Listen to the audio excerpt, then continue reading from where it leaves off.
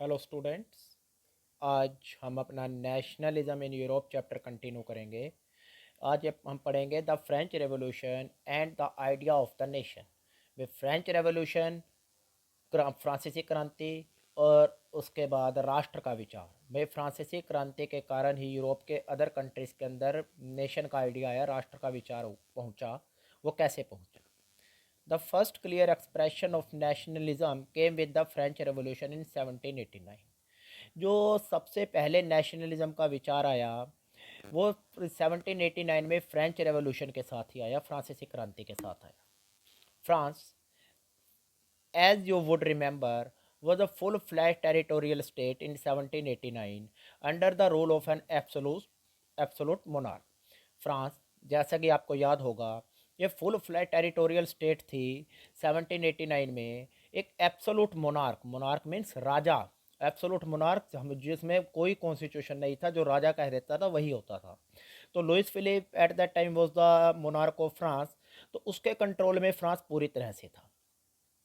The political and constitutional changes that came in the wake of the French Revolution led to the transfer of sovereignty from the monarchy to a body of the French citizen. Then, the political and constitutional changes that came the wake of the French Revolution. जब French revolution के बाद political और constitutional बदलाव आए, जिसके कारण क्या हुआ, जो सोवेरेनिटी, ट्रांसफर ऑफ सोवेरेनिटी, सोवेरेनिटी होती है प्रभुसत्ता, प्रभुसत्ता जो ट्रांसफ़र हो गई, फ्रांस की पावर जो ट्रांसफ़र हो गई, वो मोनार्की से, राजा से बॉडी ऑफ फ्रेंच सिटीजन, जो फ्रेंच सिटीजन के, फ्रेंच नागरिकों की एक बॉडी थी, उनको, कुछ लोग उसके अंदर शामिल थे, उनको वो सारी पावर ट्रांसफ़र हो गई। अब राजा का, मोनार्क का, उसकी पावर पे कोई, फ्रांस के ऊपर कोई कंट्रोल नहीं रहा। द रेवोल्यूशन प्रोक्लेम, रेवोल्यूशन ने कहा that it was the people, revolution क्रांति के कारण ये कहा गया भी ये वो लोग हैं who would hands for constitute the nation and shape it destiny, जो आज के बाद राष्ट्र का निर्माण करेंगे, राष्ट्र का संविधान बनाएंगे और इसके भाग्य का निर्माण करेंगे। इसके भाग्य विधाता है जो नागरिक होंगे। रेवोल्यूशन के बाद इट मीन्स नागरिकों को पूरी पावर दी गई। फ्रॉम द वेरी बिगिनिंग, बिल्कुल शुरुआत से, the French revolutionaries introduce warriors measures and practices that could create a sense of collective identity amongst the French people. शुरू से ही जो फ्रांसीसी क्रांतिकारी थे, उन्होंने कई ऐसे मेथड, कई ऐसे तरीके अपनाए जिससे कि फ्रांस के लोगों में सेंस ऑफ कलेक्टिव आइडेंटिटी आ जाए। भाई एक पहचान आ जाए, भाई राष्ट्र की ही पहचान उनके अंदर आ जाए। जब तक हमारे अंदर कलेक्टिव आइडेंटिटी नहीं आएगी तो हम स्वतंत्रता के लिए संघर्ष नहीं कर सकते। तो ऐसे उन्होंने कई तरीके अपनाए, जैसे the idea of la patrie, the fatherland and le citoyen the citizen, emphasise the notion of united community. इन्होंने जोर दिया notion of united community, united community के आइडिया पर। Enjoying equal rights under a constitution, जिसके अंदर कि सभी लोग कॉन्स्टिट्यूशन के अंडर इक्वल राइट्स इंजॉय करें। जबकि 1789 से पहले ऐसा नहीं था। फ्रांस के अंदर 3 स्टेट्स के अंदर था, फ्रांस के जो बटा हुआ था, फर्स्ट एंड सेकंड स्टेट के पीपल जो टैक्स नहीं देते थे, ओनली थर्ड स्टेट के पीपल टैक्स देते थे। बट रिवोल्यूशन के बाद ऐसा कहा गया अभी सभी कानून के सामने समान होंगे और इक्वल राइट्स होगा सभी का। अ न्यू फ्रेंच फ्लैग, एक नया फ्रेंच फ्लैग, ट्राई कलर तिरंगा, was chosen to replace the former royal standard. Royal standard को रिप्लेस करने के लिए एक नया फ्रांस का तिरंगा, नया झंडा चूज किया गया।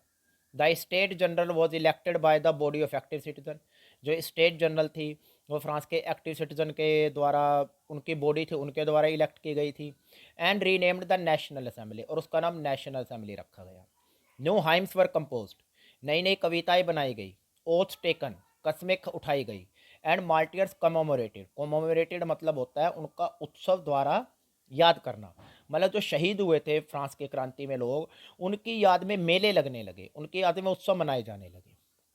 All in the name of nation, ये सब राष्ट्र के नाम पे हुआ। A centralised administrative system was put in place, एक सेंट्रलाइज एडमिनिस्ट्रेटिव सिस्टम बनाया गया, भाई एक प्रशासनिक सिस्टम बनाया गया जिसको गवर्नमेंट चलाएगी। And it formulated uniform laws for all citizen within its territory, और इसने सभी नागरिकों के लिए समान कानून बनाए। इस सिस्टम के अंदर था सब फ्रांस के सभी नागरिकों के लिए समान कानून थे। Internal custom duties and dues were abolished, जो कस्टम ड्यूटी थी फ्रांस के अंदर या ड्यूज थे, जो टैक्सेस वगैरह थे, उन सबको समाप्त कर दिया गया। And a uniform system of weights and measures were adopted. और वेट्स और जो मेजरमेंट थी उनके जो पहले अलग अलग यूनिट्स थी उनका यूनिफॉर्म सिस्टम बनाया गया। भाई इट मीन्स हम मानते हैं वेट्स एंड मेजर्स के अंदर वेट 1 किलो में 1000 ग्राम होते हैं। बट फ्रांस के अंदर उससे पहले रेवोल्यूशन से पहले ऐसा नहीं था। किसी स्टेट में 900 ग्राम है, किसी स्टेट में जाएंगे 800 ग्राम है, किसी में 1100 ग्राम है। तो इस तरह से था सिस्टम। बट इसके बाद एक यूनिफॉर्म सिस्टम बना दिया गया। सभी भाई एक 1000 ग्राम है तो हर पूरे फ्रांस के अंदर 1000 ग्राम ही होंगे। Regional dialects were discouraged. Regional dialect जो लोकल लैंग्वेजेस थी लोगों की उसको डिस्करेज किया गया। एंड फ्रेंच, और फ्रेंच लैंग्वेज जो थी as it was spoken and written in Paris, जो कि ये पेरिस में लिखी और बोली जाती थी, became the common language of the nation. ये राष्ट्र की कॉमन लैंग्वेज बन गई। Then the revolutionaries further declared, जो क्रांतिकारी थे उन्होंने आगे कहा that it was the mission and the destiny of the French nation, कि ये फ्रांस के लोगों का, फ्रांस के राष्ट्र का मिशन है फ्रांस का, और इनकी किस्मत है to liberate the people of Europe from despotism, कि वो यूरोप के लोगों को भी दास्ता से, निराशा से आज़ाद कराए। भाई फ्रांस ने कहा भाई हमारे कंट्री के अंदर तो जैसे भाई डेमोक्रेसी आ गई है या मोनार्की से फ्री हो गया है, जब हमारा ये फ़र्ज बनता है कि यूरोप के अन्य देश जो गुलाम हैं उनको हम आज़ाद कराएं। इन अदर वर्ड्स, दूसरे शब्दों में, to help the people of Europe to become nation. भाई उनका दूसरे शब्दों में मतलब था कि जो यूरोप के अन्य लोग हैं उनको भी हम हेल्प करें कि वो भी नेशन बने, वो भी राष्ट्र बने। तो इस कारण से क्या हुआ, फ्रांस के जो फ्रेंच रेवोल्यूशन के कारण दूसरे कंट्री भी इंस्पायर हुए। When the news of events in France reached in the different cities of Europe, जब फ्रांस की जो न्यूज़ थी भाई, फ्रांसीसी क्रांति की न्यूज़ थी भाई, यहाँ पे मोनार्की ख़त्म हो गई है, डेमोक्रेसी आ गई है, जब ये दूसरे सिटी कंट्रीज़ के अंदर पहुँची, students and other members of educated middle classes began setting up Jacobean club. तो स्टूडेंट्स और जो एजुकेटेड मिडिल क्लास के दूसरे लोग थे उन्होंने जैकोबियन क्लब्स बनाने शुरू कर दिए। जैकोबियन क्लब्स मीनिंग उन्होंने एक प्लेसेस पे जाके इकट्ठे होके तो वो डिस्कस करते रहे भी हम भी किस प्रकार से फ्रीडम लें, किस प्रकार हमारा जो कंट्री है वो भी नेशन स्टेट बने। Their activities and campaigns prepare the way for the French armies. वे उनके एक्टिविटी और कैंपेन ने क्या किया, उनके फ्रेंच आर्मीज के लिए रास्ता खोल दिया, क्योंकि उनको यूँ लगा भी फ्रांस ने जैसे फ्रांस के अंदर डेमोक्रेसी आई है तो फ्रेंच पीपल ही हमारे कंट्री के अंदर भी डेमोक्रेसी लेके आएंगे। विच मूव्ड फ्रांस, रास्ता खोल दिया जो हॉलैंड में गई, बेल्जियम में गई, स्विट्जरलैंड में गई एंड मच ऑफ इटली में गई 1790s के अंदर, 90s में, 90 में, 91, 92 इन दिनों में, इन ईयर्स में गई। With the outbreak of revolutionary wars, क्रांतिकारी वॉर के चलते ही the French armies begin to carry the idea of nationalism abroad. तो जो फ्रेंच आर्मी थी वो नेशनलिज्म का आइडिया विदेश के अंदर भी ले जाने लग गई, क्योंकि उन्होंने इसे मान लिया था भी हम ही विदेशियों को आज़ाद करवाएंगे। Within the wide swathe of the territory that came under his control, जो वाइड स्वैथ होती है, चौड़ी पट्टी, जो टेरिटरी, उसके टेरिटरी का जो एरिया था जो उसके कंट्रोल में था, नेपोलियन के कंट्रोल में था। Napoleon set about introducing many of the reforms, Napoleon ने कई ऐसे सुधार किए that he had already introduced in France, जो वो फ्रांस के अंदर कर चुका था। Through a return to monarchy, जबकि मतलब नेपोलियन था वो मोनार्की पे आ गया था, फ्रांस में एक बार डेमोक्रेसी, लेकिन नेपोलियन जब फ्रांस का रूलर बना 1804 के अंदर तो दोबारा से वो मोनार्की को ले आया। Napoleon had no doubt destroyed democracy in France, इसमें कोई संदेह नहीं कि नेपोलियन ने फ्रांस में डेमोक्रेसी को ख़त्म कर दिया था।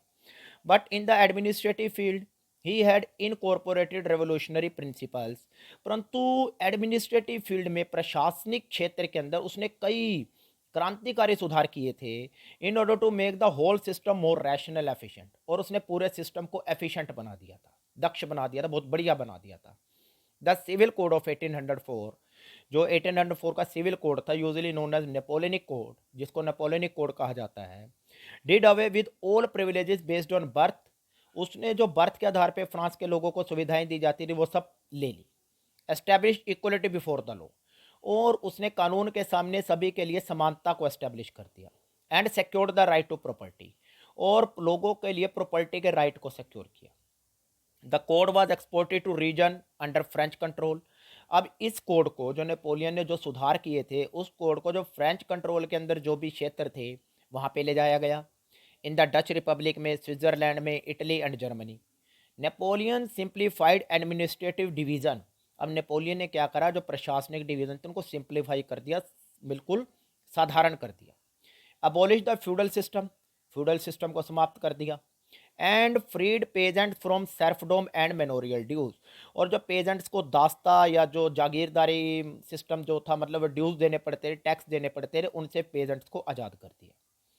इन द टाउन्स टू, टाउन्स के अंदर भी गिल्ड रिस्ट्रिक्शंस वर रिमूव्ड, जो लोगों पे पाबंदियां लगाई हुई थी वो हटा दी गई।